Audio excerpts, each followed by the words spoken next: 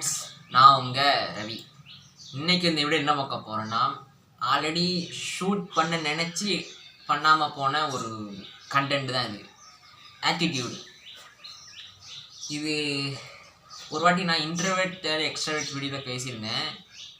அமைதியாக இருக்கிறவங்க ஆட்டிடியூட் நினச்சிடாதீங்க, ஆனால் அவங்களோட தன்மை அது. ஆனால் ஆட்டிடியூட் மாதிரி காட்டுறணும் இல்லை. அதான் இந்த வீடியோவில் ஒரு சின்ன ஒரு சைக்கலாஜிக்கப்படியாக ஒன்று பேசணும்னு தான் இந்த வீடியோ. வாங்க வீடியோவில். என்றைக்குமே இந்த ஆட்டிடியூட் காட்டுறாங்க, சீன் போடுறாங்க, சொல்கிறாங்க, அது அவங்க வாண்டடாக பண்ணுற ஒரு குரூப் இருக்குது.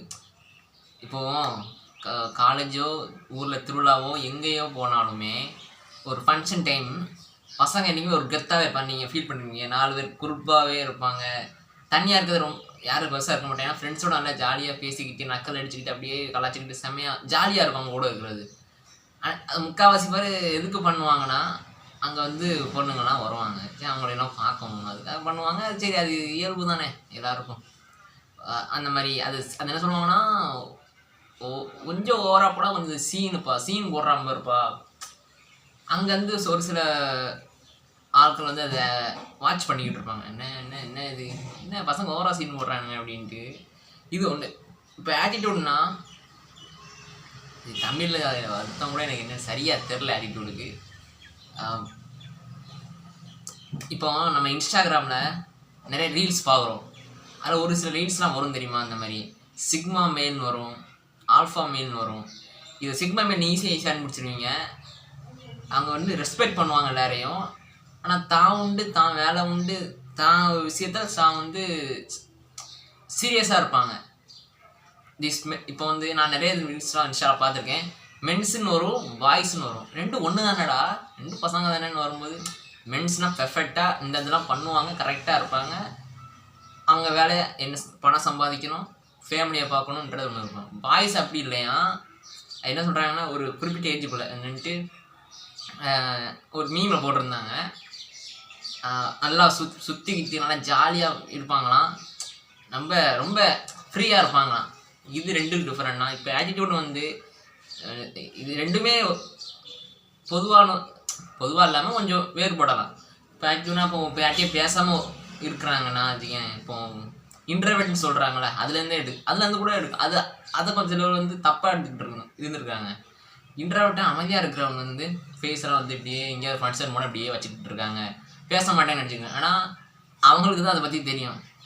அடாடா சாம்பார் வச்சு கொஞ்சம் கேட்கலாமா வேணாமா அப்படின்றது தான் அதிகம். இதை என்ன போய் வெளியே என்ன நினைப்பாங்கன்னா, ஒரு சிலர் நினைப்பாங்கன்னா, இந்த பையனை பார்த்தாலே, ஆனால் தாங்க ஒரு காமெடி பேசுன்னு அவங்களுக்கு தெரியும். அவங்க நினைப்பாங்கன்னா, ரொம்ப ஆட்டிடியூட் காட்டுறான், ரொம்ப திமிரு காட்டுறான், இவன் தான் பெரிய இவன் மாதிரி, என்ன இப்படி பார்க்குறான் அப்படின்னு நினச்சிக்குவாங்க. ஆனால் உண்மை அவனுக்கு தான் தெரியும். வெளியேந்து பார்க்கும்போது நீங்கள் என்ன வேணாலும் நினைக்கலாம்.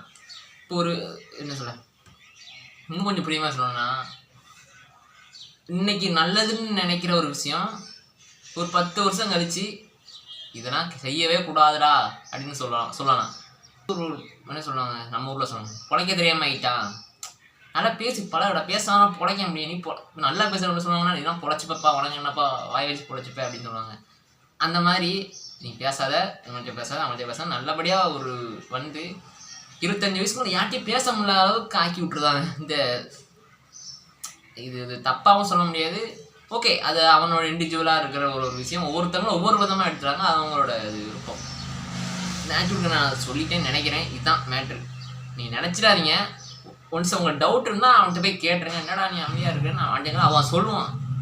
என்னைக்குமே அவன் கம்போர்ட் சவுண்டில் இருக்கும்போது டான்ஸ் ஆடுவான், பாட்டு படிப்பான், அவனுக்குள்ளே இருக்க வருவான் அந்த உண்மையான ஒருத்தன்.